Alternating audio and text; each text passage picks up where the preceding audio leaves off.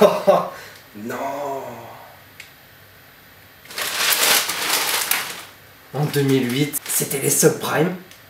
En 2011, c'est la D-Prime.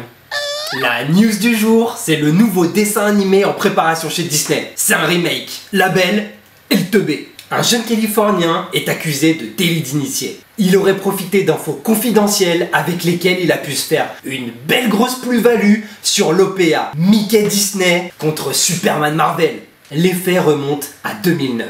Toby Scamell, 24 ans au moment des faits, aurait utilisé sa copine pour réaliser un délit d'initié ultra rentable. Sa copine, telle une vraie princesse, était placée tout en haut du château Disney. Elle bossait sur la stratégie et plus particulièrement sur les projets d'OPA de la maison d'Oncle Picsou. Le gendarme de la bourse américaine souhaite comprendre comment et pourquoi Toby a subitement parié comme un dingue sur la hausse de Marvel, quelques jours seulement avant l'annonce de l'OPA. Pourtant, Toby avait pris pas mal de précautions pour ne pas se faire griller. Ce qui est sûr, c'est que le 31 août 2009, jour de l'annonce de l'OPA, l'action Marvel décolle de plus de 25%.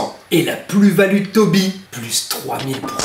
Son avocat a déjà annoncé que la plainte était remplie d'inexactitudes. Mais certains petits détails seront difficiles à expliquer. Les enquêteurs ont par exemple retrouvé dans l'historique du navigateur internet de Toby des recherches sur les termes délit d'initié et information confidentielle. Toby a-t-il vraiment eu accès à de la grosse info confidentielle pour réaliser cette énorme plus-value ? On sait pas. Toby ne compte pas se laisser faire. D'ailleurs, il vient de lancer son site de défense, secfail.com, sur lequel il avoue en quelque sorte son erreur. On va lui laisser la présomption d'innocence. Il était une fois un riche prince qui finit clochard sans sa belle. Sans se marier, n'avoir le moindre enfant, en tôle, pour les initiés.